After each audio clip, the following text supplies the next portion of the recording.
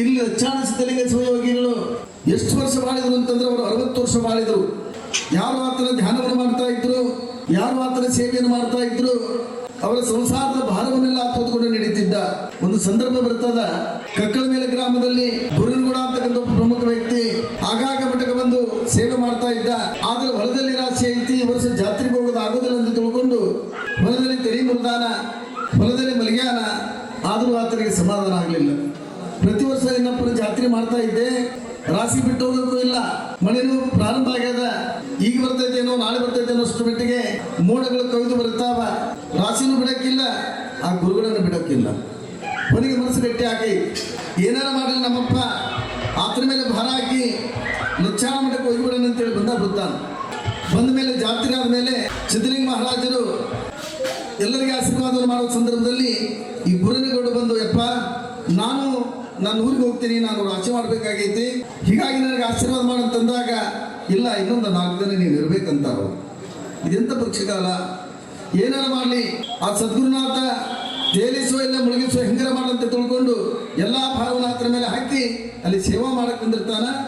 ಇತ್ತ ಕಡೆ ಏನಾಗೈತಂದ್ರೆ, ಯಾವ ಸಿದ್ಧಲಿಂಗ ಮಹಾರಾಜರು ಆ ಗುರುನಗೌಡ ರೂಪದಲ್ಲಿ ಒಂದು 8 ಆಳುಗಳನ್ನು ಕರೆದುಕೊಂಡು ಹಂತಿ ಹೊಡೆದು ರಾಶಿ ತೂರಿ ರಾಶಿಯನ್ನು ತುಂಬಿ ಮನೆಗೆ ತಂದು ನೆಟ್ಟು ಮಾಡಿ ಇಚ್ಚಾರ. ಇತ್ತ ಜಾತ್ರೆ ಮುಗಿಸ್ಕೊಂಡು ವಾಪಸ್ಸೂರಿಗೆ ಬರ್ತಾನ, ಮನೆಯಲ್ಲಿ ನೆಟ್ಟು ಹೊಟ್ಟ್ಯಾರ. ಹೆಂಡತಿಯನ್ನು ಕೇಳ್ತಾನ, ಇವು ಯಾವ ನಿಟ್ಟು?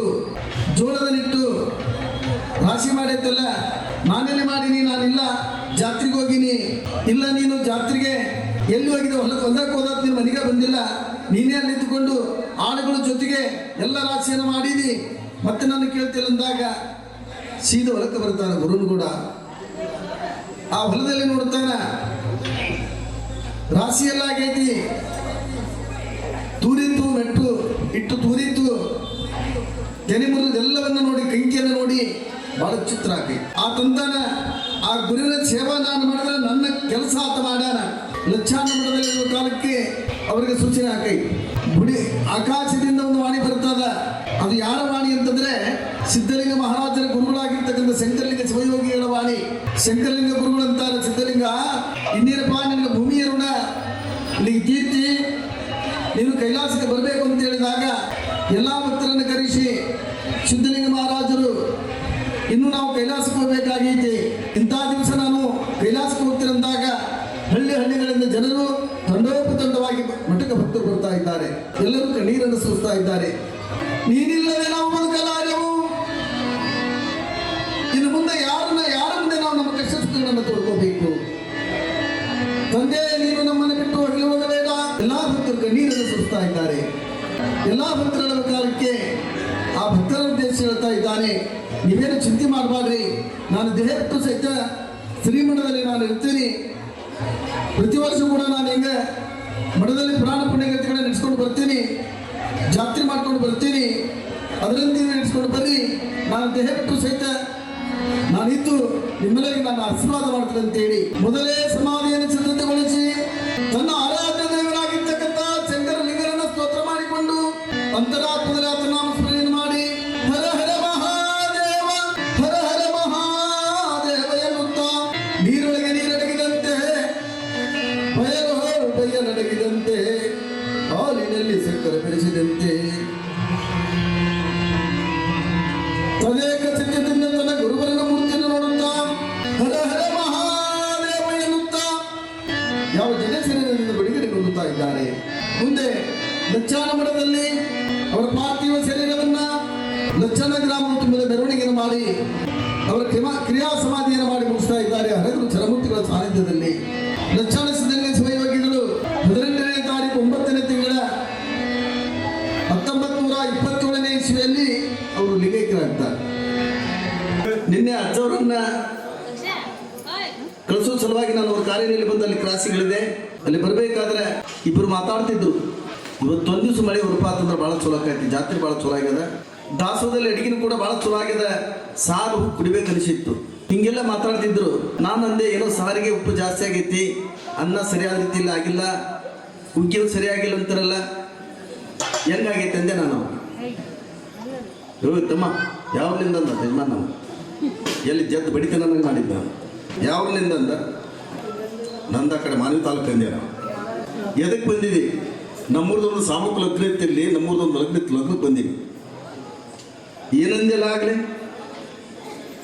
ಸಾರು ಚಲೋ ಆಗಿಲ್ಲ, ಹುಗ್ಗಿ ಚಲೋ ಆಗಿಲ್ಲ, ಪಲ್ಯ ಚಲೋ ಆಗಿಲ್ಲ ಅಂದಿ. ನಿನ್ನ ಮನೆಗೆ 8-10 ಮಂದಿ ಬಂದ್ರೆ ಮಾಡಿ ಹಾಕ್ತೀನಿ ನೀವು. ಎಷ್ಟು ಚಲೋ ಮಾಡ್ಯಾರ, ಒಳ್ಳೆ ಚಿಟ್ಟಿನಿಂದ ಮಾತಾಡಿದ. ಹಿಂದೆ ಬಂದ ನಮ್ಮ ಶಿಷ್ಯ, ಅವ್ರ ಬೇರೆ ಅಲ್ಲೋ, ಇದು ಇವರಾಗ 15 ಪರಿಗಣಿತ ಪುರಾಣ ಹೇಳ್ಯಾರ, ಏನೋ ನೀವು ಪರೀಕ್ಷೆ ಮಾಡಿ ಕೇಳ್ಯಾರಂತ ಕೇಳ್ಯಾರ ಅವರಂತಂದು ಉಳ್ಕೊಂಡು ಬಾಯಿ ತಂದ. ಹಿಂದೆ ಚಿರಸಂಗಿ ಲಿಂಗರಾಜ ದೇಸಾಯಿ ಅಂತ ಆಗಿ ಹೋದ್ರು. ಅವರು ಅಗರ್ಭ ಶ್ರೀಮಂತರು. ಊರ ಮುಂದಿನ ತೋಟದಲ್ಲಿ ಮಾವಿನ ಗಿಡಗಳನ್ನು ಹಚ್ಚಿದ್ರು. ಮಾವಿನ ಗಿಡದಲ್ಲಿ ಬಹಳ ರುಚಿಯಾಗಿರ್ತಕ್ಕಂಥ ಹಣ್ಣುಗಳಾಗ್ಯಾವ. ಒಬ್ಬ ಬಡ ಹುಡುಗ ವಿದ್ಯಾರ್ಥಿ ಶಾಲೆಗೆ ಹೊಂಟಾನ. ಆ ಗಿಡದಲ್ಲಿರ್ತಕ್ಕಂಥ ಮಾವಿನ ಹಣ್ಣನ್ನು ನೋಡಿ, ಮಾವಿನ ಹಣ್ಣಿನ ಸುವಾಸನೆಯನ್ನು ನೋಡಿ ಹಣ್ಣನ್ನು ತಿರ್ಬೇಕಂತ ಅನಿಸಾತ. ಆ ಗಿಡಕ್ಕೆ ಒಂದು ಕಲ್ಲನ್ನು ತೆಗೆದುಕೊಂಡು ಮಾವಿನ ಗಿಡಕ್ಕೆ ಹೋಗದ್ ನಾನು. ಆ ಕಲ್ಲು ಆ ಮಾವಿನ ಗಿಡದಿಗೆ ಕೆಳಗೆ ಕುಂದಿರ್ತಕ್ಕಂಥ ಸಿರಸಂಗಿ ಲಿಂಗರಾಜ ದೇಸಾಯಿಯವರ ತಲೆಗೆ ಬೀಳ್ತೈ. ಲಿಂಗರಾಜ ದೇಸಾಯಿಯವರು ಯಾವಾಗ ತಲೆಗೆ ಕಲ್ಲು ಬಿತ್ತು, ತಲೆ ಹೊಡಿತಿ, ಧಾರಾಕಾರವಾಗಿ ರಕ್ತ ಬರಕತ್ತೈತಿ. ಅಲ್ಲಿರ್ತಕ್ಕಂಥ ಆಳಮಕ್ಕಳನ್ನು ಕರೆದು, ಆ ಹುಡುಗ ಯಾರ ಮಗ ಕೇಳ್ಕೊಂಬರ್ರಿ. ತಮ್ಮ ನೀನು ಯಾರ ಮಗ, ನಿಮ್ಮ ಮನೆಯಲ್ಲಿ ಬರ್ತದ ಇಷ್ಟು ಕೇಳಿ ಆ ಹುಡುಗನ ಬಿಟ್ರು. ಲಿಂಗರಾಜ ದೇಸಾಯಿ ಅವ್ರ ಮನೆಗೆ ಇಂಥವ್ರ ಮಗ ಹುಡುಗ ಹೋಗಿರ ಅವ್ರ ಮನೆಗೆ. ತಂದೆ ತಾಯಿ ಒಂದು ಸಣ್ಣ ಜೋಪಡಿಯೊಳಗೆ ಜೀವನ ಮಾಡ್ತಿದ್ರು. ಆ ಜೋಪಡಿಯೊಳಗೆ ಮುಂದೆ ಬಂದು ನಿಂತ್ಕೊಂಡು ಯಾರಿದ್ರ ಮನೆಗೆ ಅಂತ ಕರೆದಾಗ ಆ ಹುಡುಗನ ತಂದೆ ತಾಯಿ ಬಂದ್ರ. ಹಿಂಗ ನಿಮ್ಮ ಮಗ ನಮ್ಮ ದೇಸಾಯಿ ತಲೆಗೆ ಕಲ್ಲು ಹೋಗ್ದು, ಕಲ್ಲು ಆ ಕಲ್ಲಿನ ಹೊಡೆತದಿಂದ ತಲೆ ಹೊಡೆದೈತಿ.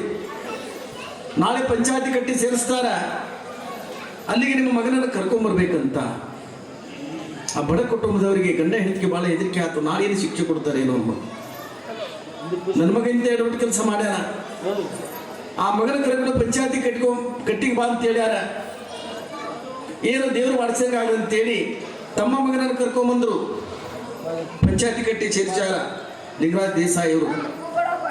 ಎಲ್ಲ ಜನ ಅಂತಾರ ಆ ಹುಡುಗನಿಗೆ ಏನು ಶಿಕ್ಷೆ ಕೊಡ್ತಾರೇನೋ ದೇಸಾಯಿ ಅವರು.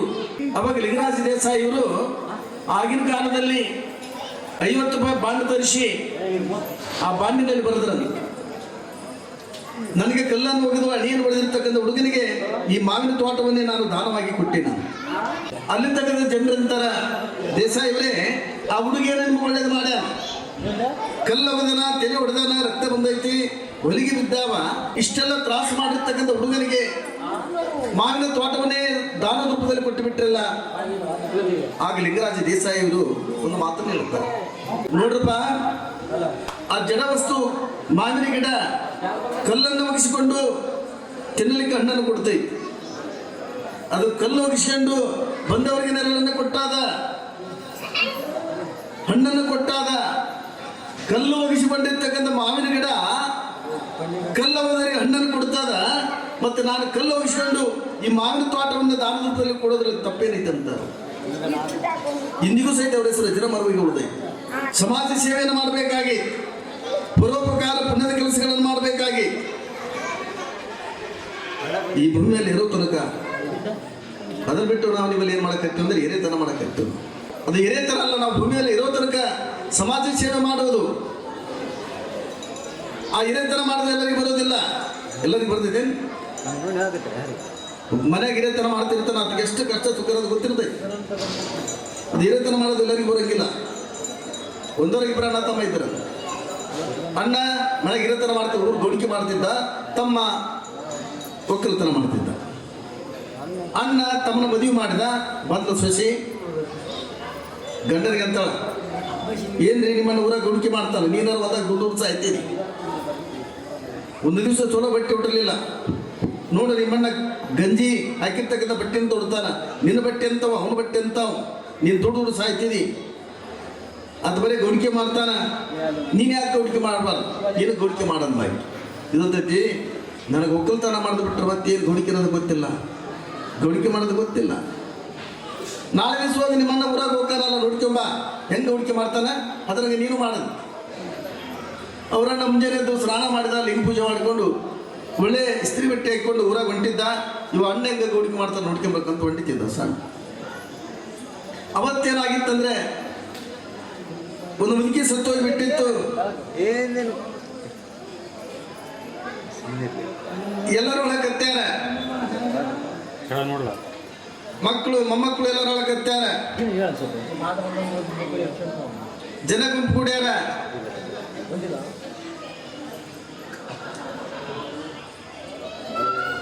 ಆ ಮುದುಕಿ ಮಗ ಏನು ಸತ್ತೋಗಿದ್ದಲ್ಲ, ಎಲ್ಲರೂ ಗುಂಪು ಕೂಡ್ಯಾರ. ಆ ಮುದುಕಿ ಹೇಳಕತ್ತೈತಿ, ಹೆಂಡತಿ ಮಕ್ಕಳು ಎಲ್ಲರೂ ಹೇಳಕತ್ಯಾರ, ಅಯ್ಯೋ ನನ್ನ ಬಿಟ್ಟು ಹೋಗ್ಬಿಟ್ಟಿ, ನಾನೆಂಗ ಜೀವನ ಮಾಡ್ಲಿ? ಹೆಂಡತಿ ಹೇಳಕತ್ತಾಳ, ಆ ಮುದುಕಿ ಹೇಳಕತ್ತಿ. ಇಂಥೊಬ್ಬ ಮಗ ತೀರು ಹೋಗ್ಬಿಟ್ಟ, ಮೊಮ್ಮಕ್ಕಳು ಸಣ್ಣ ಹೋದಾವ, ನಾನೆಂಗ ಜೀವನ ಮಾಡ್ಲಿ? ಮುದುಕಿ ಹೇಳಕತ್ತೈತಿ. ಬಂದ್ರು ಗೌಡ್ರು, ಸರಿ ಗೌಡ್ರು ಬಂದ್ರ ದಾರಿ ಬಿಡ್ರಂದು ಬಿಟ್ರು. ಇವಾಗ ಹಿಂದೆ ಬಂದ, ತಮ್ಮಲ್ಲಿ ನೋಡ್ಬೇಕು ನಮ್ಮಣ್ಣ ಹೆಂಗ ಹುಡುಕಿ ಮಾಡ್ತಾರ. ಯಾವಾಗ ಗೌಡ ಬಂದ ತಕ್ಷಣ ಮುದುಕಿ ಹೇಳಕತ್ತೈತಿ, ಗೌಡ್ರ ಇದ್ದೊಬ್ಬ ಮಗ ಸತ್ತೋಗ್ಬಿಟ್ಟ, ನಾನು ಯಾರಿಗೆ ಮಗ ಅಂತ ಕರೀಲಿ? ಯಾರು ನನ್ನ ನೋಡೋರು? ಆ ಮುದುಕಿ ಹೇಳಕತ್ತಿ. ಗೌಡಂದ, ಯವ್ವ ಸತ್ತವ ಬದುಕಂಗಿಲ್ಲ, ಅವ ಸತ್ತವ ನಿನ್ನ ಮಗ ಅಂತ ತಿಳ್ಕೋಬೇಡ, ನಾನೇನು ಜೀವಂತವಾಗಿದ್ದೀನಿ, ನಾನು ನಿನ್ನ ಮಗ, ತಾಯಿ ನಾನು ನಿನ್ನ ಜೋಪಾನ ಮಾಡ್ತೀನವ, ಅಳವಾಡ ಕೊಡವನ್ನ ಮಣ್ಣು ಮಾಡಿ ಬರ್ತೀವಿ. ನೋಡ್ಕೊಂಡಿವ ತಮ್ಮ ಇಷ್ಟ ಹೇಳಿದ್ರೆ ಗೋಡಿಕೆ ಮಾಡೋದು ಏನು ದೊಡ್ಡ ಆಗದಂದೇವು. ಮನೆಗೆ ಬಂದ ಮೇಲೆ ಹೆಂಡತಿ ಮುಂದೆ ಹೇಳ್ದ, ಗೋಡಿಕೆ ಮಾಡೋದು ಗೋಡಿಕೆ ಬಂದಿ, ಗೋಡಿಕೆ ನಾ ಮಾಡ್ತಂತ ಹೆಂಗೆ ಕೇಳ್ಬೇಕು? ನನ್ನ ಹೇಳ್ತಿ ಅಂದು ಕೇಳ್ಬಿಡ ನಿಮ್ಮ ಅಣ್ಣನ. ನನಗೆ ಧೈರ್ಯ ಇಲ್ಲ, ಮಣ್ಣ ಎದುರು ನಿಂತು ಮಾತಾಡಿಲ್ಲ. ಹಂಗಾರೆ ಒಂದು ಕೆಲಸ ಮಾಡಿ, ಬೆಳಗ ಮುಂಜಾನೆ ಹೇಳ್ತಿಯಲ್ಲ, ನಾಳೆ ಎದ್ದೇಳಬೇಡ, 10 ಗಂಟೆಗೆ ಆದ್ರೂ ಸಹಿತ ಎದ್ದೇಳಬೇಡ. ನಿಮ್ಮ ಮಾಡಿ ಬಂದು ಕೇಳ್ತಾನೆ, ಯಾಕಂತ ತಮ್ಮ ಆರಾಮಿಲ್ಲ, ನಾನು ಆರಾಮಿದ್ದಾನ, ಎದ್ದೇಳ ಹೊಲಕ್ಕೆ ಹೋಗಂದ್ರೆ ಹೋಗಂಗಿಲ್ಲ. ಯಾಕಂದ್ರೆ ನನಗೆ ಈ ಮನೆಗೆ ಇರೋಕ್ಕೆ ಇಷ್ಟ ಇಲ್ಲ, ನನಗೆ ಭಾಗ ಕೊಡನ್ನು, ನಿಮ್ಮಣ್ಣ ಹೆಂಗೂ ಭಾಗ ಕೊಡಂಗಿಲ್ಲ, ಬೇರೆ ಏನಾದ್ರು ಕೇಳಂತಾನ, ಗೋಡಿಕೆ ಕೊಟ್ಬಿಡು ಅಂತ ಕೇಳ್ಬಿಡು ಅಂತ ಹೇಳ್ಬಿಟ್ಲು. ಹ್ಞೂ ಅಂದಿವ. ಹೇಳಿಕೆ ಮಾತಿಗೆ ಧರ್ಮರಾಯ ಕೇಳ್ತಾನೆ. ಮುಂಜಾನೆ 10 ಗಂಟೆ ತನ್ನ ಮಕ್ಕತ್ತಿದ್ದ ಸ್ವಾಮಿ ಅವ್ರಣ್ಣ, ಯಾಕೋ ತಮ್ಮ ಮಕ್ಕಂಡು ಆರಾಮಿಲ್ಲೇನು? ಎಲ್ಲ ಆರಾಮೈತ್ರಿ, ಎದ್ದೇಳ ಮತ್ತೆ ಹೊಲಕ್ಕೆ ಹೋಗು. ಹೋಗುದಲ್ಲ ಅನ್ನಂದಿವ. ಎಂದೂ ನಾನು ಎದುರು ನಿಂತು ಮಾತಾಡಲಿವ, ಇವತ್ತು ಯಾಕೆ ಮಾತಾಡ್ತಾನ? ಮತ್ತೆ ಯಾಕೆ ಹೋಗಂಗಿಲ್ಲ? ಏನು ಬೇಕು ತಮ್ಮ ನಿನಗೆ? ನನಗೆ ಭಾಗ ಕೊಟ್ಬಿಡು. ಅವ್ರಣ್ಣ ಅಂತಾನ, ಈ ಮನೆಗೆ 2 ಬಾಗಿಲು ಇಡೋದು ಬೇಡಪ್ಪ, ಅಪ್ಪ ಸಾಯುವಾಗಿ ಹೇಳ್ಯಾನ, ಅದನ್ನ ಬಿಟ್ಟು ಪಾಲು ಕೇಳಬೇಡ, ಬೇರೆ ಏನಾರು ಕೇಳು. ಹಂಗಾರ ನಾನು ಗೋಡಿಕೆ ಮಾಡವ, ನೀನು ಒಕ್ಕಲ್ತನ ಮಾಡಂದಿವು. ತಮ್ಮ ಗೋಡಿಕೆ ಮಾಡೋದಷ್ಟು ಸರಳಿಲ್ಲ, ಸುಮ್ಮನೆ ಒಕ್ಕಲ್ತನ ಮಾಡಂದ ಅವ್ರಣ್ಣ. ಇಲ್ಲ, ನಾನು ಗೋಡಿಕೆ ಮಾಡವನ, ಹೋಗಿ ನೀನು ಹೊಲಕ್ಕೆ ಒಂದು ದಿವಸ ಗೊತ್ತಾಗತ್ತೇನೆ, ಬಿಸಿಲಾಗ ನಾನು ಹೆಂಗೆ ದುಡ್ತೀನಿ ಅನ್ನೋದಂದ. ಪಾಪ ಅವ್ರಣ್ಣ ಹೊಂಟ ಹೊಲಕ್ಕೆ. ಇವ ಅಣ್ಣಂಗೆ ಜಳಕ ಮಾಡ್ತಾನೆ, ಸ್ನಾನ ಮಾಡಿ ಇಸ್ತ್ರಿ ಬಟ್ಟೆ ಹಾಕೊಂಡು ಊರಾಗ ಹೊಂಟಿದ್ದ. ಅವತ್ತೊಬ್ಬ ಸತ್ತೋಗ್ಬಿಟ್ಟಾನ. ಲಗ್ನ ಆಗಿ 1 ವರ್ಷ ಆಗೈತಿ, ಸತ್ತೋಗ್ಯಾನ. ಅವನು ಹೆಂಡತಿ ಗಂಡನ ಮುಂದೆ ಕೂತ್ಕೊಳ್ಳಕತ್ತಾಳ, ಅಯ್ಯೋ ನಾನು ಬಿಟ್ಟು ಹೋಗ್ಬಿಟ್ಟಿ, ಯಾರನ್ನ ನೋಡೋರು? ಜನೆಲ್ಲ ಗುಂಪು ಕೂಡ್ಯಾರ. ಗೌಡ ಬಂದ, ಸಣ್ಣ ಗೌಡ ಬಂದ, ದಾರಿ ಗೌಡ ಅಂದ್ರೆ ಬಿಟ್ರು. ಆಕೆ ಹೇಳಕತ್ತಾಳ, ಅಯ್ಯೋ ನನ್ನನ್ನ ಲಗ್ನ ಮಾಡಿಕೊಂಡು 1 ವರ್ಷ ಆತ, ನನ್ನ ಕೈ ಬಿಟ್ಟು ಹೋದಿ, ಯಾರನ್ನ ನೋಡೋರು? ಯಾರಿಗೆ ನಾನು ಗಂಡ ಅಂತ ಕರೀಲಿ? ಇವಂದ ಗಂಡ ಅವ್ರನ್ನ ಮಾತಾಡಕ್ಕೆ ಇದ್ದ. ಅಳಬೇಡವ, ಅಳಬೇಡ, ಸತ್ತವ ಬದುಕಂಗಿಲ್ಲ, ಅವ ಸತ್ತವ ಗಂಡ ಅಂತ ತಿಳ್ಕೊಬೇಡ, ನಾನೇನು ಜೀವಂತ ಆಗಿದ್ದೀನಿ, ನಾನು ಗಂಡ ಅಂತ ತಿಳ್ಕೊ. ಆಕೆ ತನ್ನ ಕಷ್ಟದಾಗ ಕತ್ತಾಳ, ಅಯ್ಯೋ ಹೆಂಗ ನನ್ನ ಮಕ್ಕಳು ಜೋಪಾನ ಮಾಡಲಿ? ಅಳಬೇಡ, ನಾನು ಜೋಪಾನ ಮಾಡ್ತೀನಿ ಅಂತ ನೀವು. ಆಕೆ ಅಂತಾಳ, ಬರೇ ಹೆಣ್ಣು ಮಕ್ಕಳು ಹುಟ್ಟಿಬಿಟ್ಟು ಒಂದು ಗಂಡು ಮಗನಾರು ಕೊಟ್ಟು ಹೋಗ್ಲಿಲ್ಲ, ಹಂಗ ಹೋಗ್ಬಿಟ್ಟಿ. ಆಕೆ ಅಂತಾಳ, ಅಳಬೇಡವ, ನಾನು ಕೊಡ್ತೀನಿ ಗಂಡು ಮಗನ ಅಂದೆವು. ಮಂದಿ ಕೇಳ್ತಾರೆ, ಬಾಕಲ್ದವ್ರು 4 ಜಡಿದ್ರು, ಯಭಾ ಕಂಬ ಬಿಚ್ಚಿದ್ರು, ಸೀದಾ ಮನೆಗೆ ಓಡಿ ಬಂದ. ಎಣ್ಣ ನಿನ್ನ ಗೋಡಿಕೆ ನೀನು ತಗೋ, ತಾನು ಒಕ್ಕಲ್ತನ ಸಾಮಾನು. ಯಾಕೆ ಗತಿ ನೀಡಬೇಕಾಗಿ? ಈ ಭೂಮಿಯಲ್ಲಿ ಇರೋ ತನಕ ಎಷ್ಟು ದಿವಸ ಇರ್ತೇವೆ, ಅಷ್ಟು ದಿವಸ ನಾವು ಸೇವೆ ಮಾಡಬೇಕಾಗಿ.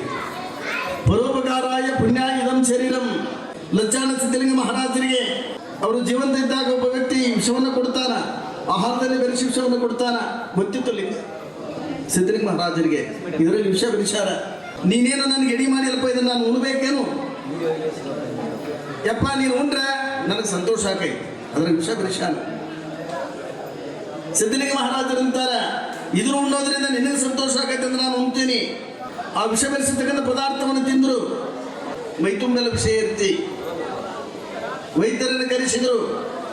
ವೈದ್ಯರಂತರ ಇವರು ಬದುಕಂಗಿಲ್ಲ ಅಂದ್ರು. ಇಂಥವ್ರ ಮನೆಗೆ ಹೋಗಿ ವಿಷ ಬೆರೆಸಿರ್ತಕ್ಕಂಥ ಪದಾರ್ಥವನ್ನು ತಿಂದರು. ಹಿಂಗಾಗೈತೆ ಅಂತೇಳಿ ಅವ್ನು ಕರೆಸಿದ್ರು, ಅವನು ಕಟ್ಟಿ ಹಾಕಿದ್ರು. ಯಾರು? ಭಕ್ತರು.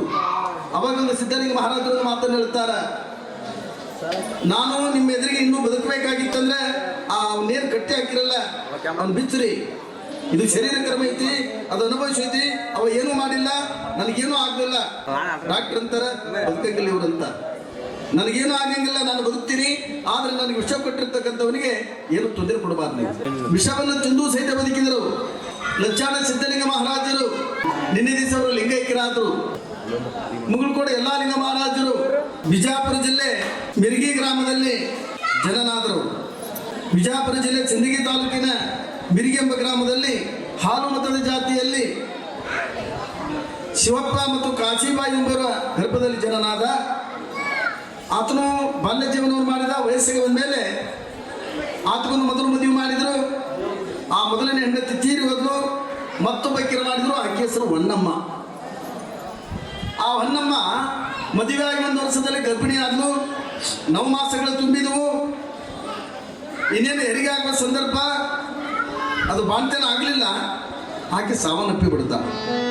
ಆಕೆ ತವರು ಮನೆಯಲ್ಲಿ ತೀರಿ ಹೋದ್ಲು. ತವರು ಮನೆಯಿಂದ ಕರೀಲಿಕ್ಕೆ ಆಳ ಬಂತು. ಎಲ್ಲಾ ಲಿಂಗ ಮಹಾರಾಜರು ಎಲ್ಲರಲ್ಲಿ ಹೋಗ್ತಾರೆ. ಆಕೆನ ಕಟ್ಟಿಗೆ ಮೇಲೆ ಹಾಕ್ಯಾರ. ಎಲ್ಲಾ ಲಿಂಗ ಮಹಾರಾಜರ ಕೈಯಲ್ಲಿ ಬೆಂಕಿಯನ್ನು ಕೊಟ್ಟರು. ಬೆಂಕಿ ಇಟ್ಟ. ದಗದಗನ ಬೆಂಕಿ ಉರಿಯಕತ್ತಿ. ಆ ಹೊನ್ನಮ್ಮನ ಗರ್ಭದಲ್ಲಿರ್ತಕ್ಕಂಥ ಕೂಸು ಹೊಟ್ಟೆ ಹರಿದು ಎಲ್ಲಾ ಲಿಂಗರ ಪಾದಕ್ಕೆ ಬಂದು ಬಿತ್ತು. ಎಲ್ಲಾ ಲಿಂಗರ ಪಾದಕ್ಕೆ ಬಂದು ಬಿದ್ದಿರ್ತಕ್ಕಂಥ ಕೂಸು ತತ್ತಿ, ಅಪ್ಪ ನಾನು ಹೋಗ್ತೀನಂತೆ. ಇಷ್ಟ ಹೇಳಿ ಪ್ರಾಣ ಬಿಟ್ಟ ಮೇಲೆ ಆ ಕೂಸನ್ನು ಕೂಡ ಅಗ್ನಿಯಲ್ಲಿ ಹಾಕಿದ್ರು. ಏನು ಸ್ಮಶಾನಕ್ಕೆ ರುದ್ರಭೂಮಿಗೆ ಬಂದಿದ್ದೆ ಎಲ್ಲಾ ಲಿಂಗ, ಹಿಂದಿಗೆ ನನಗೆ ನನ್ನ ಮನೆಯ ಋಣ ತೀರ್ತಿ ಅಂತೇಳಿ ಆ ಸ್ಮಶಾನದಿಂದ ಆ ರುದ್ರಭೂಮಿಯಿಂದ ಸೀದಾ ಗುರು ಶೋಧನೆ ಮಾಡ್ಕೊಂತಾರೆ ಬರ್ತಾನೆ. ಎಲ್ಲಿಗೆ? ಲಚ್ಚಾನ ಮಠಕ್ಕೆ ಬರುತ್ತಾನೆ. ಲಚ್ಚಾನ ಮಠದಲ್ಲಿ ಬಹಳ ದಿವಸಗಳ ಪರ್ಯಂತರ ಸೇವಾ ಮಾಡಿದ. ಮುಂದೊಂದು ದಿವಸ ಸಿದ್ಧಲಿಂಗ ಮಹಾರಾಜರು ಬಹಿರ್ದೇಶಿಗೆ ಹೋಗಿರ್ತಾರೆ. ಸಿದ್ಧಲಿಂಗ ಎಲ್ಲಾ ಲಿಂಗನ ಕರ್ಕೊಂಡು, ಎಲ್ಲಪ್ಪನ ಕರ್ಕೊಂಡು, 3 ಹೆಸರಾತ್ಮ ಎಲ್ಲಪ್ಪ ಹೋಗಿ ಬರುವ ಕಾಲಕ್ಕ ಹುಣಸಿ ಗಿಡದಲ್ಲಿ ಸಾಕಷ್ಟು ಹುಣಸನ್ನಾಗಿರ್ತ. ಎಲ್ಲಪ್ಪ ದಾಸೋಕ್ಕ ಹುಣಸೆಹಣ್ಣು ಬೇಕು, ಈ ಹುಣಸೆಹಣ್ಣು ನರಿ ಗಿಡ ಹತ್ತಂದಾಗ ಗಿಡ ಹತ್ತಾನ, ಹರಿತಾನ. ಇನ್ನೂ ಮೇಲೆ ಅದ ಹರಿ ಅಂತಾನ, ಮ್ಯಾಕ್ ಹತ್ತಾನ, ಕೊನೆ ಕೊಲ್ಲಿಗೆ ಬರ್ತಾನ. ಹುಣಸೆಹಣ್ಣನ್ನು ಅರ್ದಾನ. ಅವನ್ನೆಲ್ಲ ಆರಿಸಿ ಸಿದ್ಧಲಿಂಗ ಮಹಾರಾಜರು ಚೀಲದಲ್ಲಿ ಹಾಕ್ಯಾರ. ಎಲ್ಲಪ್ಪ ಅಲ್ಲಿಂದ ನೀನು ಕೆಳಗೆ ಹಾರಿಬಿಡಂದಾಗ ಬಹಳ ಎತ್ತರ ಮಟ್ಟದಲ್ಲಿರ್ತಕ್ಕಂಥ ಗಿಡದಿಂದ ಯಾವ ಎಲ್ಲಪ್ಪನ ಕೆಳಗೆ ಹಾರ್ತಾನ. ಹಾಗಂತಾನ ಸಿದ್ಧಲಿಂಗ ಮಹಾರಾಜರು, ಏನೋ ಎಲ್ಲಪ್ಪ ಆ ಗಿಡದ ಕೊಲ್ಲಿಂದ ನೀನು ಕೆಳಗೆ ಹಾರಿದಲ್ಲ, ನಾನು ಹಾರಂದ ತಕ್ಷಣ ಹಾರಿಬಿಟ್ಟು ಕೆಳಗೆ ಹಾರಿದ್ರೆ ನನಗೆ ಏನೋ ಆಗುತ್ತದೆ ಅನ್ನೋದ ಭಯ ಇಲ್ಲೇನು? ಆ ಕೊನೆ ಕೊಲ್ಲಿನಿಂದ ಕೆಳಗೆ ಆಗಿರ್ತಕ್ಕಂಥ ಎಲ್ಲಪ್ಪನಿಗೆ ಏನೂ ಆಗಲಿಲ್ಲ. ಅಲ್ಲಿ ಎಲ್ಲಪ್ಪ ಅಂತಾನ, ಯಪ್ಪ ಈ ಶರೀರವನ್ನು ನಿನ್ನ ಪಾದಕ್ಕೆ ಹಾಕೀನಿ, ನನಗೇನಾಕೈತಿ? ನೀನು ಕಾಯ್ತಾನಂತಕ್ಕಂಥ ವಿಶ್ವಾಸ ನನಗೈತಿ. ಈ ಶರೀರ ನಿನ್ನ ಪಾದಕ್ಕೆ ಹಾಕಿನಿ, ಶರೀರ ನಿನ್ನದು, ಇದನ್ನು ಕಾಯುವ ಭಾರ ನಿಂದು. ನಾನು ಯಾಕೆ ಹೆದರ್ಲಪ್ಪ? ಎಂದಾದರೂ ದಿವಸ ಮಣ್ಣಿನ ಪಾಲಾಗ್ತಕ್ಕಂಥ ಶರೀರ ನಿನ್ನ ಪಾದಕ್ಕೆ ಅರ್ಪಣೆ ಮಾಡೀನಿ. ಸುಮಾರು ಒಂದು 50 ಫೀಟ್ ಎತ್ತರದಲ್ಲಿರ್ತಕ್ಕಂಥ ಗಿಡದಿಂದ ಕೆಳಗಾದ್ರೆ ಎಲ್ಲಪ್ಪನಿಗೆ ಏನಾಗಲಿಲ್ಲ. ಅಂದೇ ಸಿದ್ಧಲಿಂಗ ಮಹಾರಾಜರು, ಇಂದಿನಿಂದ ನೀನು ಎಲ್ಲಪ್ಪನಲ್ಲ, ಎಲ್ಲಾ ಲಿಂಗನಂದು ಜಗತ್ತಿನಲ್ಲಿ ಬರೀ ನೀನು ಕಾಲಿಟ್ಟ ಭೂಮಿ ಪವಿತ್ರವಾಗಿರ್ತಕ್ಕಂಥ ಕ್ಷೇತ್ರ ಕೈ. ನೀನು ಎಲ್ಲಿರ್ತೀರಿ ಅಲ್ಲಿ ನಾನು ಇರ್ತೇನೆ, ಹೋಗಂತೇಳಿ ಆಶೀರ್ವಾದವನ್ನು ಮಾಡಿ ಕಳಿಸಿದರು. ಅಲ್ಲಿಂದ ಮುಗುಳ್ಕೋಡು ಗ್ರಾಮಕ್ಕೆ ಬಂದ ಆತ್ಮೀಯಲ್ಲಿ ವಾಸ ಮಾಡಿದ, ಸ್ಮಶಾನದಲ್ಲಿ ವಾಸ ಮಾಡಿದ. ಅದು ಭೂಮಿ ಕೂಡ ಪವಿತ್ರ ಆಗಿ ಸ್ಮಶಾನದಲ್ಲಿ ಮಠ ಕಟ್ಟಿರ್ತಕ್ಕಂಥ ಶಂಡ್ರು ಅಂತಂದ್ರೆ ಅದು ಬಹಳ ಕಡಿಮೆ. ಒಂದು ಸಿದ್ಧಲಿಂಗ ಮಹಾರಾಜರು, 2ನೇದು ಎಲ್ಲಾ ಲಿಂಗ ಮಹಾರಾಜರು, 3ನೇದು ವಾಸಿ ಪಾಂಡುರಂಗತಾತ. ಇದು ಸ್ಮಶಾನ ಕೂಡ. ಶರಣರ ಮಹಿಮೆ ಮರಣದ ನಂತರ. ಸುಮಾರು 20 ವರ್ಷಗಳಿಂದ ಇಲ್ಲಿ ಉತ್ಸವ ನಡೀಬೇಕಾದ್ರೆ ಬಹಳ ಕಷ್ಟ ಇತ್ತಲ್ಲ. ಇವತ್ತೇನು ರಥೋತ್ಸವ, ಏನು ಸಂಭ್ರಮ. ನಿನ್ನೆ 16 ಮದುವೆಗಳನ್ನು ಮಾಡಿದಿರಿ. ಇಷ್ಟೆಲ್ಲ ಕಾರ್ಯಕ್ರಮಗಳು ಅದು ಯಾರ ಆಶೀರ್ವಾದದಿಂದ ನಡೀತೆ ಅಂದ್ರೆ ಕರ್ತೃಗತಿಯಲ್ಲಿರ್ತಕ್ಕಂಥ ವಾಸಿ ಪಾಂಡುರಂಗದಾತರ ಆಶೀರ್ವಾದದಿಂದ ನಡೀತಾ. ನಿಮ್ಮೆಲ್ಲರ ಮನಸ್ಸಿನ ಉಟ್ಕೊಂಡು ಆಶೀರ್ವಾದ ಮಾಡಿಸ್ತಾ. ನನಗೆ ಹೆಚ್ಚಿನ ಪ್ರೋತ್ಸಾಹ ನೀಡಿದರು ನೀವೇ.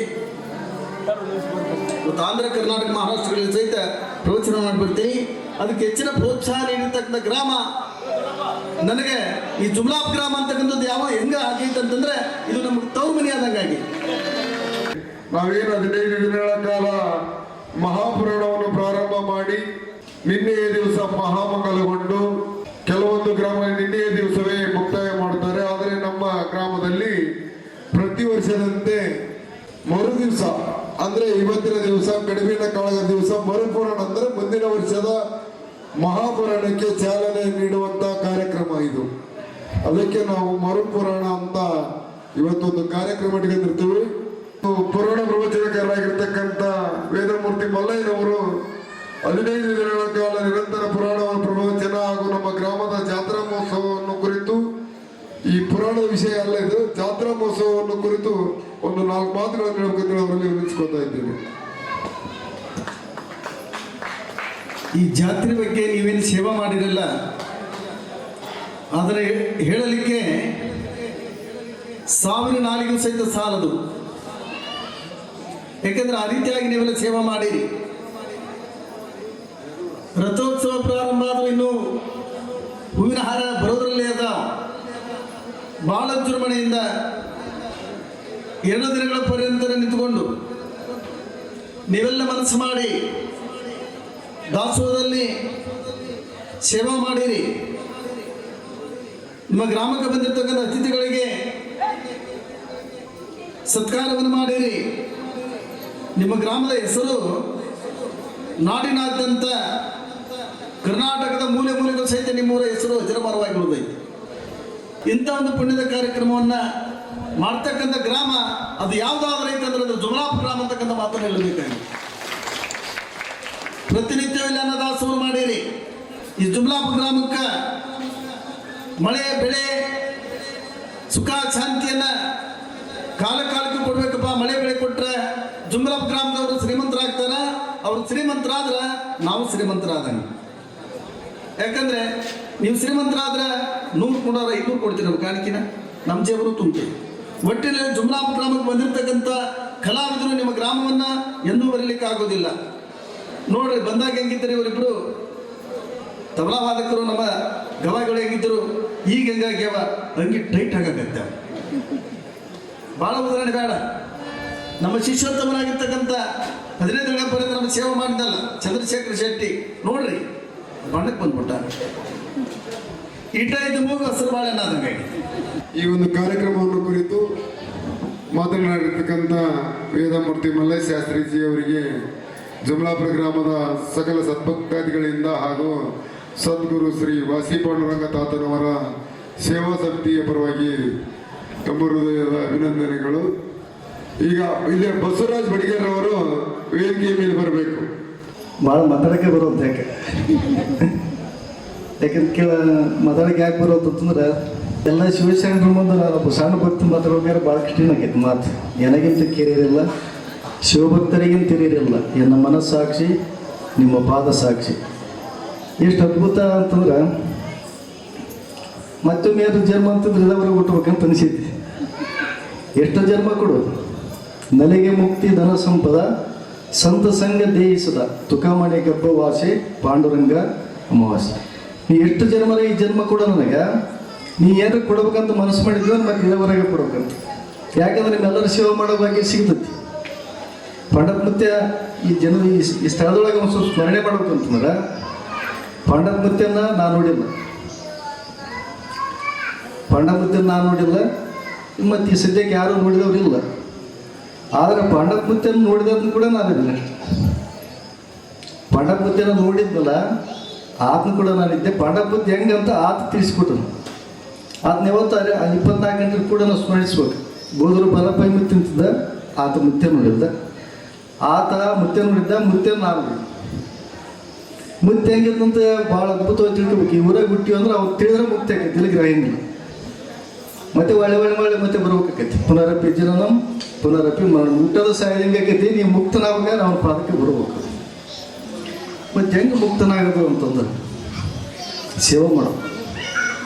ಸೇವೆ ಹೆಂಗೆ ಮಾಡ್ಬೇಕಪ್ಪ ಅಂತಂದ್ರೆ ಅವು ಏನಾರು ಕೊಡಲಿ ಸೇವೆ ಮಾಡ್ಬೇಕು. ಪಾಂಡಿತ್ಯ ಗಂಟೆ ಬರ್ತೈತಿ. ಅಲ್ಲಿ ಅರವಿಂದ್ರ ಅಂತಿದ್ರು, ನೀವೆಲ್ಲ ಕೇಳಿರ್ತೀರ ಅರವಿಂದ್ರ ಹೆಸರು. ಪಾಂಡಿಚೇರಿಯೊಳಗೆ ಅರವಿಂದ್ರ ಇದ್ರು. ಅವ್ರ ಆಶ್ರಮಕ್ಕೆ ಎಲ್ಲರೂ ಸೇವೆ ಮಾಡಕ್ಕೆ ಬರ್ತಿದ್ರು. ಸೇವೆ ಮಾಡಕ್ಕೆ ಬಂದಾಗ ಎಲ್ಲರೂ ಸೇವೆಗಳಿರ್ತಾರೆ, ಏನಾದ್ರು ಸ್ವಲ್ಪ ನಮ್ಗೆ ಸೇವೆ ಕೊಟ್ಟರೆ ನೀವು ಮಾಡ್ತಿರ್ತಿದ್ರು, ಎಲ್ಲರಿಗೆ ಸೇವೆಯನ್ನು ಕೊಡ್ತಿದ್ರು ಅವರು. ಅವಾಗ ಆ ಊರಿನ ಒಬ್ಬ ದೊಡ್ಡ ವ್ಯಕ್ತಿ ಬಂದ, ಆತ ಹೈಕೋರ್ಟ್ ಜಡ್ಜ್ ಇದ್ದ. ಅವರ ದಂಪತಿಗಳು ಬಂದರು, ನಮಗೂ ಸ್ವಲ್ಪ ಏನು ಸೇವೆ ಕೊಡ್ರಿ ಅಂತಂದ್ರು. ಅವಾಗ ಅವರು ಸೇವೆ ಕೊಟ್ಟರು. ಏನು ಸೇವೆ ಕೊಟ್ಟರು ಅಂದ್ರೆ ಎಲ್ಲರೂ ಉಂಡು ತಾಟ್ ತೊಳಿಬೇಕಂತೇಳಿ ಅವ್ರಿಗೆ ಸೇವೆ ಕೊಟ್ಟರು. ನಾವು ನೋಡಿದ್ರೆ ಹೈಕೋರ್ಟ್ ಜಡ್ಜ್ ಇದ್ದೀನಿ, ದೊಡ್ಡ ಸ್ಥಿತಿವಂತರಿದ್ದೀವಿ, ನಮಗೆ ಗುರುಗಳು ತಾಟ್ ತೊಳೆದು ಕೊಟ್ಟರು ಅಂತೇಳಿ ಅವರೊಳಗೆ ಸ್ವಲ್ಪ ಅನ್ವೇಷಣೆ ಕಸಿ ವಿಷಯ ಆಯ್ತು. ಆದ್ರೆ ಗುರು ಅಪ್ಪಣೆ ಮೀರಕ್ಕೆ ಬರಂಗಿಲ್ಲ ಅಂತೇಳಿ ಅವ್ರು ಏನು ಮಾಡಿದ್ರಪ್ಪ ಅಂದ್ರೆ ತಾಟ್ ತೊಳೆಯಕ್ಕೆ ಹೋದ್ರು.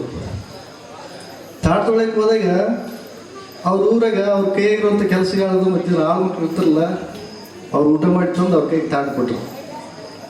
ಅವರು ಸ್ವಲ್ಪ ಮನುಷ್ಯನ ಕೆಳವಳೆ ಆಯ್ತು. ಅವಾಗ ಅದನ್ನ ಹೆಂಡತಿ ಏನು ಮಾಡ್ತಿದ್ಲು, ತಾಟ್ ತೊಳೆದು ಕೊಡ್ತಿದ್ಲು. ಗಂಡ ತಿಳಿ ನೀರಿನಾಗ ಒಂದು ಎತ್ತಿ ತಾಟ್ ಒರೆಸಿ ಕೊಡ್ತಿದ್ದ. ಅವಾಗ ತಾಟ್ ಒರೆಸಿದಾಗ ಎಂಥ ಸ್ಥಿತಿ ನಾವು ಗುರುಗಳಿಗೆ ಕೇಳಿದ್ವಿ, ನಾವು ನೋಡಿದ್ರೆ ದೊಡ್ಡ ಜಡ್ಜ್ ಇದ್ದೀನಿ ಹಿಂಗೆ ಅಂತೇಳಿ ತಾಟ್ ಒರೆಸಿದ್ನಾಗ ಗಳ ಹತ್ತುಬಿಟ್ಟು ಕಣ್ಣಾಗ ನೀರು ಬಂದವು. ಅವಾಗ ತಾಟ್ ಒರೆಸಾಗ ಹಿಂಗೆ ಹತ್ತಾಗ ಕಣ್ಣಾಗ ನೀರು ಬಂದವಲ್ಲ, ಆ ತಾಟ್ನೊಳಗೆ ಗುರುಗಳು ಮುಖ ಕಾಣುತ್ತೆ. ಮತ್ತೆ ಎಲ್ಲಾರ ಕಾಣ್ತೈತೆ ನೋಡ್ರಿ, ಗಂಟೆ ಬರ್ಸಿದ್ರೆ ಕಾಣಂಗಿಲ್ಲವ.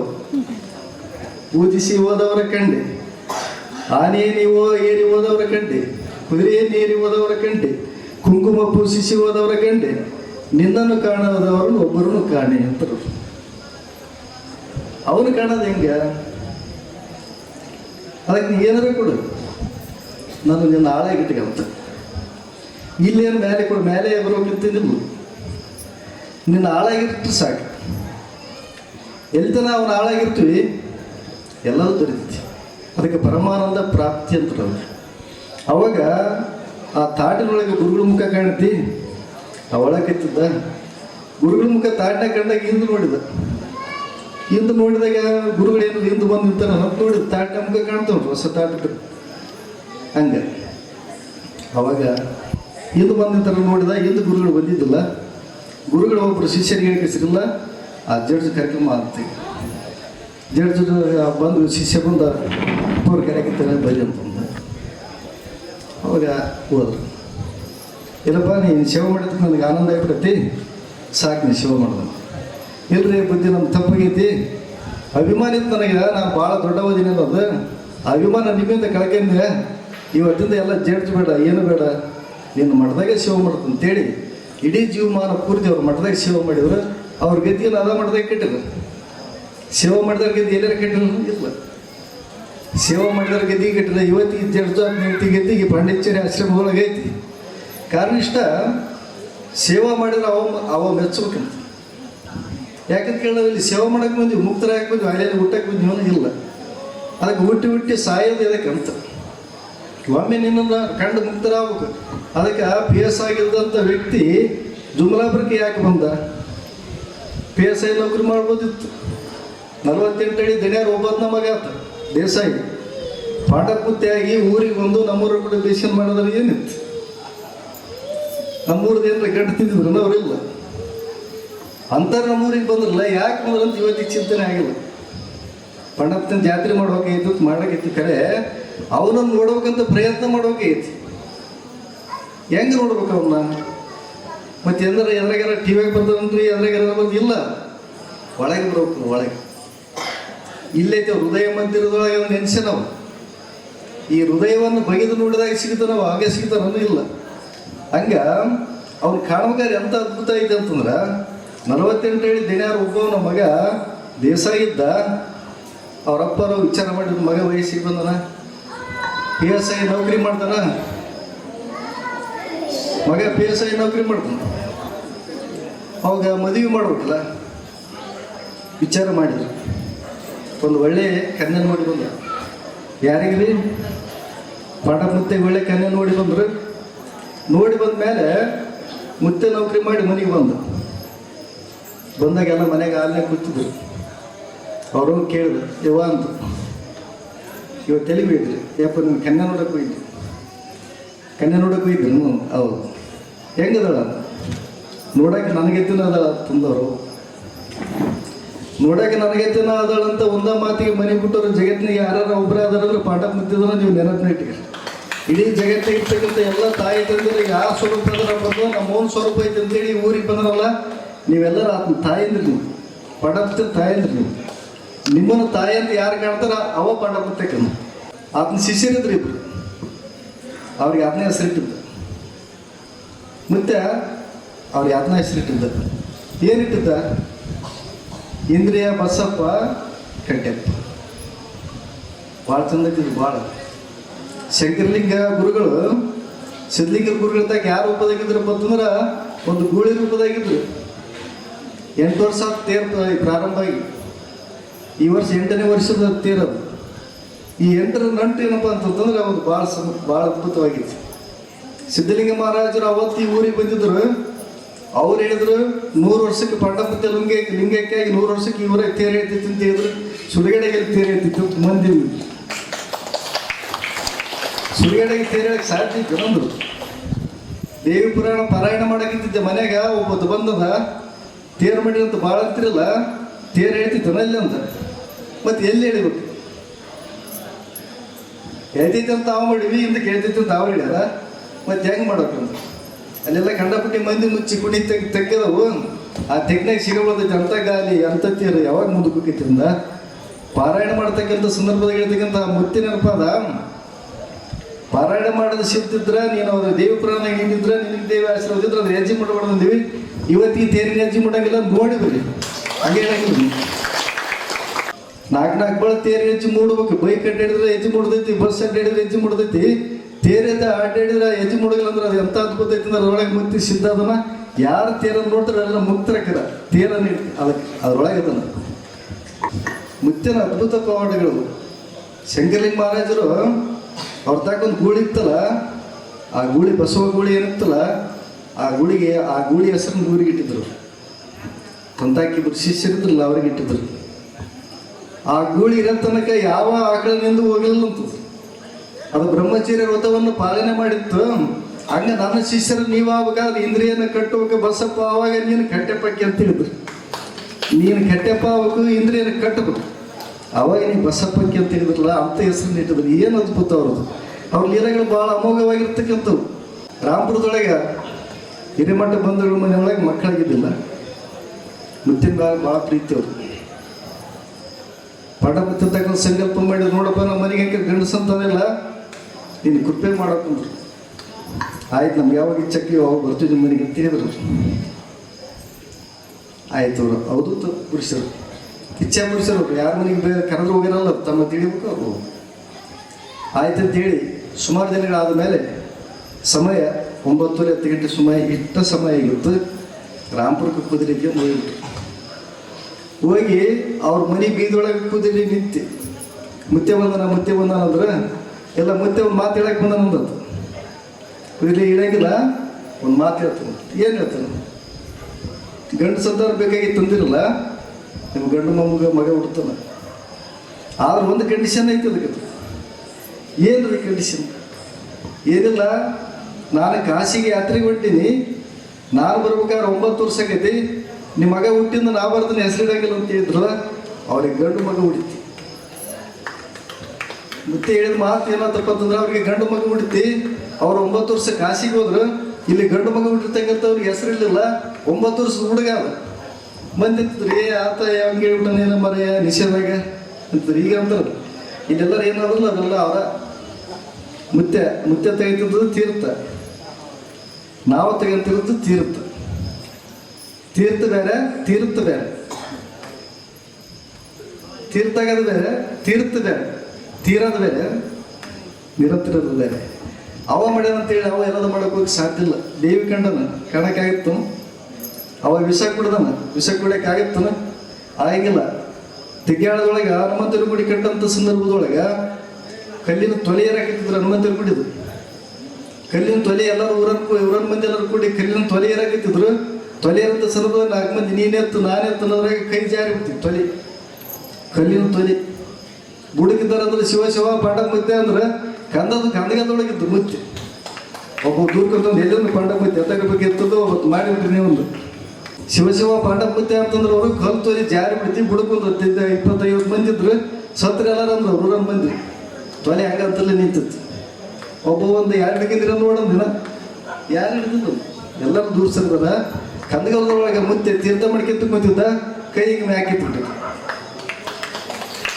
ಅಲ್ಲಿ ಕುಂತಾರಂದ್ರೆ ಯಾಕ್ರಿ ಕೈ ಮ್ಯಾಕಿತ್ತೀರಿ ಅಂದ್ರು ಕಲ್ತೊಲಿ ಹಿಡ್ದಿನೋ ಮರ ಅಂದ್ರು ಎಲ್ಲಿಡ್ರಿ ಕಲ್ತೊಲಿ ತೆಗಿಯೋದೊಳಗೆ ಹನುಮಂತರ ಗುಡಿ ಕಲ್ತೊಲಿ ಬಿದ್ದೈತಿ ಎಲ್ಲರೂ ಬುಡಕ್ಕೆ ಸಾಕಷ್ಟು ಮಂದಿ ಅದಾರ ನಾನಾ ಹಿಡಿದಿನಿ ಅಂದ ಏನು ನಮ್ಮ ಹುಚ್ಚರು ಮಾಡ್ಯಾರಂದ್ರೆ ಮಂದಿ ನಮಗಂತಾರ ಮಂದಿ ಏನು ಪಾಂಡಮತಿ ಹುಚ್ಚರು ಬಿಡೈತೆ ಅವಕ್ಕೆ ಈ ಹುಚ್ಚು ಈಗಿಂದಲ್ಲ ಹಿಂದಿನ ದಿನದಲ್ಲಿ ಹಿಡ್ಕೊಂಬೋದೈತಿ ಕೈ ಮ್ಯಾಕಿತ್ತಿದ್ದ ಅಲ್ಲಿ ಅಂದ್ರೆ ನೋಡಿ ಬರಲಿ ಅದು ಭಾಳ ಐತಿ ಏನು ಎಲ್ಲರಿಗೂ ಒಂದು ಹಿಡ್ಕೊಂತ ಹೊಂಟನಂದ್ರೆ ಅವತ್ತಿಗೇನದಾರ ಇವತ್ತಿಗಿನವರು ಎಷ್ಟು ಜನ ಮುಟ್ಟಿದ್ರು ಅವನ ಮುಂದೆ ಹುಟ್ಟಬೇಕು ಲಾಸ್ಟಿಗೆ ಮಠದ ಪಾಂಡವನಿಗೆ ಆಗಿರ ಹುಟ್ಟಬೇಕು ಒಬ್ಬರು ಕುದುರೆ ಕೊಟ್ಟು ಕಳಿಸಿದ್ರು ಹೋಗಿ ತೆಗೆಳಿ ನೋಡ್ಕೊಂಬರಿ ಅಂದ್ರೆ ಈ ತಾನಂದಾಗ ಏನು ಹೇಳ್ತಾನ ನೋಡಿ ಬಾ ಅಂದ್ರು ತೆಗೆಳಿಗೆ ಹೋಗಿ ನೋಡಿ ಬರುತ್ತಾನ ಪಾಂಡವ ಮುದ್ದೆ ಕಂಗದೊಳಗೆ ದಣಿಯರ ಮನೆಗೆ ಕೈ ಎತ್ತಿ ಅಂತ ಕುಂತಿದ್ದ ಅವ್ರು ಬಂದು ನೋಡಿದ್ರು ಕುದುರೆ ಬಂದು ಅಂತಲ್ಲಿ ತಲೆ ನಿಂತಿತ್ತ ಹೌದಪ್ಪ ಪಾಂಡವ ಮುತ್ತಿಗೆ ಅಂತ ಕರೆ ಅಂದ್ರೆ ಅಲ್ಲಿ ಅವ್ರಿಗೆ ಬಂದಿದ್ದು ಯಾವ್ರಿ ಅಂದ್ರೆ ನಮ್ಮ ಕಣ್ಗಲ್ರಿ ಎದಕ್ಕೆ ಬಂದ್ರಿ ಎಲ್ರಿ ಮುತ್ತೆ ತೊಲೆ ಬಂದು ನೋಡ್ಕೊಂಬ ಅಂತ ಕಳಿಸ್ಯಾನ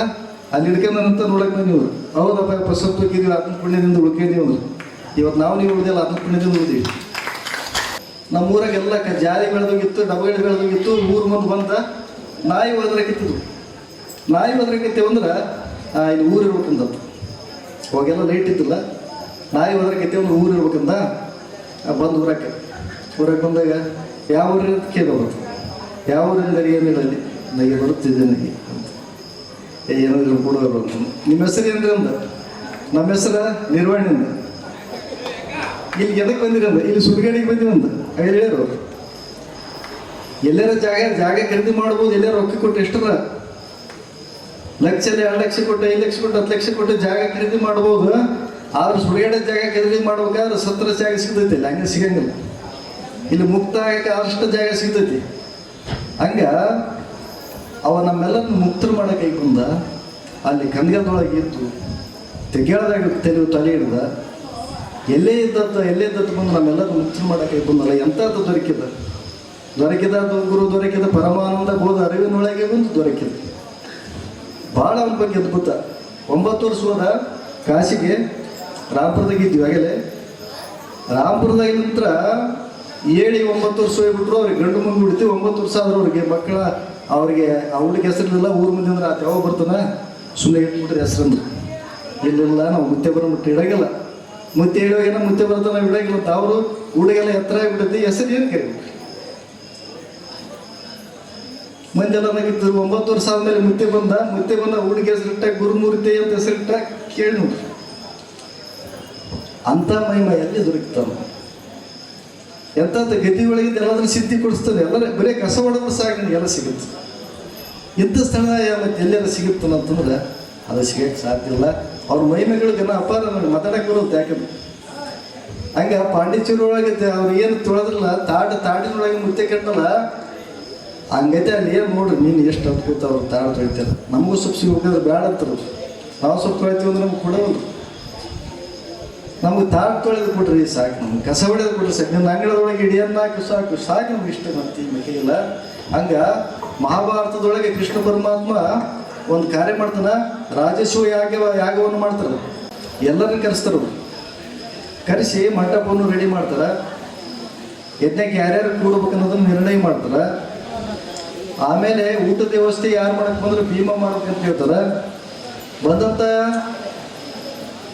ಋಷಿ ಮುನಿಗಳಿಗೆ ಬಂದಂಥ ಜ್ಞಾನಿಗಳಿಗೆ ದಕ್ಷಿಣ ಕೊಡಕ್ಕೆ ಯಾರು ಇರ್ತಾರೆ ಬಂದ್ರೆ ಉಸ್ತುವಾರಿಯಾಗಿ ದುರ್ಯೋಧನ ಕೊಡ್ತಾರೆ ದುರ್ಯೋಧನ ಅದೆಲ್ಲ ಲೆಕ್ಕ ವ್ಯವಸ್ಥೆಗೆ ದುರ್ಯೋಧನ ನೋಡ್ಕೊಂತಾನೆ ಪಾಂಡವರಿಗೆ ಅದು ವ್ಯವಸ್ಥೆ ಇರಲಿಲ್ಲ ಇದೆಲ್ಲ ಆಗ ಒಂದು ಸಂದರ್ಭದೊಳಗೆ ಏನಕ್ಕೈತಪ್ಪ ಅಂತಂದ್ರೆ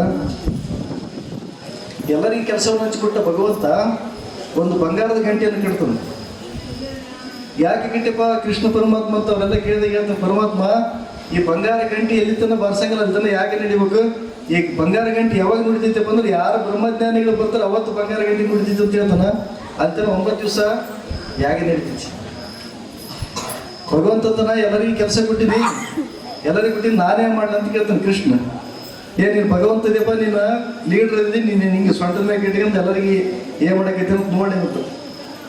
ನಾನು ಒಳಗಿಲ್ಲ, ಅದೇ ನನಗೊಂದು ಸೇವೆ ಏನು ಕೊಡ್ರಿ ಅಂತ. ನೀನೆಲ್ಲರಿಗೆ ಸೇವೆ ಕೊಡುವ, ನಿನಗೆ ಯಾರು ನಾವು ಕೊಡ್ಬೇಕಂದಾಗ ಹೇಳ್ತಿದ್ರ, ನಿಮ್ಮೆಲ್ಲ ಸೇವೆ ಮಾಡಕತ್ತೀನಿ. ನಾನು ಎಲ್ಲರೂ ಊಟ ಮಾಡಿ ತಟ್ಟೆ ತೊಳಿಕಂತನು ಕೃಷ್ಣ ಪರಮಾತ್ಮ ತೊಟ್ಟಿ ತಾಡು ತೊಳಿತಾನೆ. ಬೇಡಪ್ಪ, ನೀನು ಅಖಿಲಾಂಡ ಕೊಟ್ಟು ಬ್ರಹ್ಮಾಂಡನ ಹಾಕಿದ್ದೀವಿ, ತಾಡು ತೊಳಿ ಕೆಲಸ ಮಾಡಬೇಡ, ನೀನು ಬೇರೆ ಬೇರೆ ಅದು ಮೇಲೆ ಅಡ್ಡಾಡೋ ಅಚ್ಚಕಿಚ್ಚಿಗೆಲ್ಲೋ ಎಲ್ಲ ಮಾಡಂತಾರೆ. ಇಲ್ಲ ನಾನು ತಾಡು ತೊಳೆದ ಮಾಡ್ಕೊತಾನ. 9 ದಿವಸ ಕೃಷ್ಣ ಪರಮಾತ್ಮ ತಾಡು ತೊಳಿತಾನೆ. 9 ದಿವಸ ಕೃಷ್ಣ ಎಲೆ ತೂಕ ಆಯ್ಕೆ ಮಾಡೋದು ಸಂದರ್ಭದೊಳಗೆ ಅವರು ಜರ್ತಾರೆ ಶಾಲು ಕೌಸ್ತುಭಾಮಣಿ ಅವ್ರ ಮುಕುಟ ಮುತ್ತರತ್ನಗಳು ಏನಕ್ಕೆ ಅಂತಂದ್ರೆ ಅದ್ರ ಮೇಲೆಲ್ಲ ಎಂಜಲ್ ಸುವರ್ತದ ಕೃಷ್ಣ ಪರಮಾತ್ಮ ತೆಗ್ನೆ ಆಗ್ತಿರ್ತಾನ. ಈ ಯಾಗವನ್ನು ನೋಡ್ಬೇಕಂತೇಳಿ ಸುಖ ಮಹರ್ಷಿಗಳು ಬರ್ತಾರ. ನಮ್ಮಲ್ಲಿ ಯಾರು ಕರ್ಕೊಂತಾರೆ ಬಿಡು ಅಂತೇಳಿ ಅವ್ರ ಎಲ್ಲರೂ ಎಂಜಲ್ ಎಲ್ಲಿ ಹಾಕಿರ್ತಕ್ಕಂಥ ಗುಂಡಿ ಇಡ್ತಕ್ಕೆ ಹೋಗಿ ಆ ಇಲೆಗಿರ್ತಕ್ಕಂಥ ಅನ್ನವನ್ನು ತಿಂದಾಗ ಬಂಗಾರ ಗಂಟೆ ಬಾರಿಸ್ಬಿಡ್ತದೆ. ಎಲ್ಲರ ಹತ್ರ ಬ್ರಹ್ಮಜ್ಞಾನಿಗಳು ಯಾರು ಬಂದಿರಿ ಅಂತಾರೆ. ಬ್ರಹ್ಮಜ್ಞಾನಿಗಳು ಎಲ್ಲಿ ಬಂದರಂತ ಕೇಳಿದ್ರ ಇಲೆತ್ತಲ್ಲೇ ತಾಡ್ದೊಳೆಯಲ್ಲಿ ಬಂದಿದ್ರು ಅಂತ. ಅದಕ್ಕೆ ಕಾರಣ ಏನಪ್ಪ ಅಂತಂದ್ರೆ ಕೃಷ್ಣ ಪರಮಾತ್ಮ ಮುಟ್ಟಿದ ಪ್ರಸಾದ ಇಲ್ಲಿ ಬಂದು ಬಿದ್ದೈತಿಲ್ಲ ಅಂತೇಳಿ ಅವ್ರು ಹೆಂಗ ಕೃಷ್ಣ ಪರಮಾತ್ಮ ರಾಜಸ್ವ ಯಾಗ ಮಾಡಿದಲ್ಲ, ಇದು ಪ್ರತಿ ವರ್ಷನೂ ರಾಜಸ್ವ ಯಾಗ. ಜುಮ್ಲಾಪುರದಾಗ ರಾಜಸ್ವ ಯಾಗ ನಡೆದೈತೆ, ಅವತ್ತು ನಡೆದೈತೆ, ಇವತ್ತಿಗೆ ನಡ್ಕೊಂತ ಬಂದೈತಲ್ಲ. ಅದು ಪಾಠಮುತ್ತಿನ ಪುಣ್ಯ, ನಿರುಪಾದೇಶ್ವರರ ಪುಣ್ಯ, ಗಡಿವಡಿಕೇಶ್ವರರ ಪುಣ್ಯ ಅಂತಕ್ಕಂಥದ್ದು ಯಾವತ್ತೂ ಮರೆಯಂಗಿಲ್ಲ. ನಾನು ಎರಡು ಮಾತಿಗೆ ಗವಾಯಿಗಳವರಿಗೆ, ಶಾಸ್ತ್ರೀಜಿ ಅವರಿಗೆ, ತಬಲಾ ವಾದಕರಿಗೆ, ಕ್ಲಾರ್ನೆಟ್ ವಾದಕರಿಗೆ, ಈ ಒಂದು ದಿವ್ಯ ಸಾನ್ನಿಧ್ಯ ವಹಿಸಿರ್ತಕ್ಕಂಥ ಹಿರೇಮಠ ಸ್ವಾಮಿಗಳವರಿಗೆ ಸನ್ಮಾನ ಕಾರ್ಯಕ್ರಮ.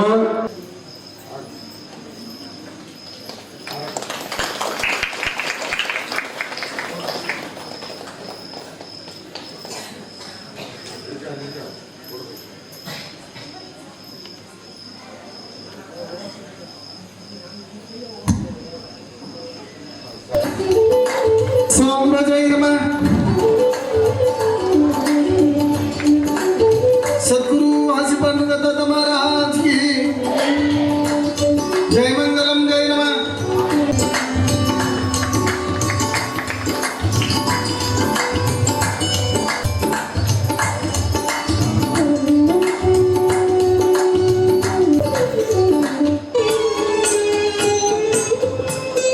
शिवसांब जय नमः, पार्वती पदेश्वर नमः.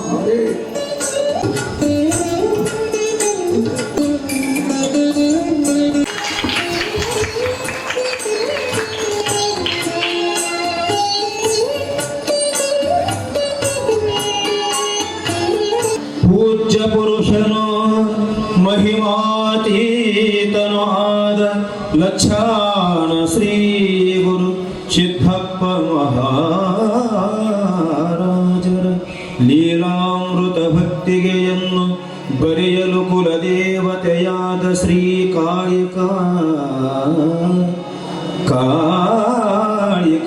ಕಾಳಿಕಾದೇವೆಂದೆಂದು ಪಾದಕ್ಕೆ ದೀರ್ಘದಂಡ ನಮಸ್ಕಾರ ಸಮರ್ಪಿಸುತ್ತಾ ಕೃತಿ ರಚನೆಗೆ ಆಶೀರ್ವಾದ ಬಯಸುವೆ, ಆಶೀರ್ವಾದ ಬಯಸುವೆ. ಮಹಾದೇವನಾದ ವಿಶ್ವಕರ್ಮನ ಪಾದ ಪದ್ಮಗಳಿಗೆ ನಮಿಸಿ ಪುರಾಣವನ್ನು ಬರೆದು ಪೂರ್ಣಗೊಳಿಸಿ ಪ್ರಾರಂಭಿಸುವೆ. ತಮ್ಮೆಲ್ಲರ ಅಂತರಾತ್ಮಕ ಚರಣಶರಣಾರ್ಥಿಗಳನ್ನು ಸಮರ್ಪಣೆ ಮಾಡಿ ಈ ಪ್ರೋಚನ ಪುಷ್ಪವನ್ನು ಆ ಗುರುನಾಥ ಪಾದಕ್ಕೆ ಅರ್ಪಣೆ ಮಾಡ್ತೀನಿ.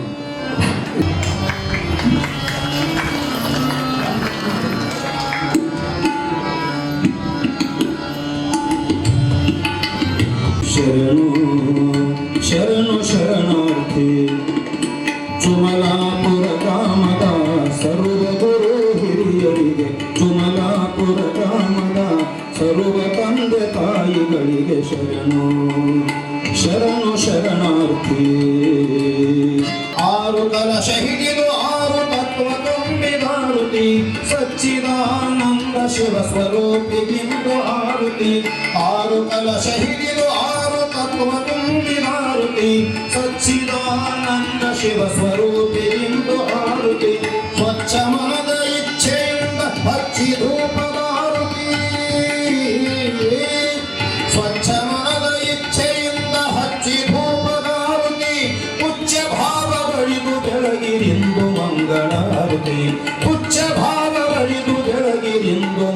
ಆರುತಿ ವಾಸುಕಾಂತನಾರುತಿ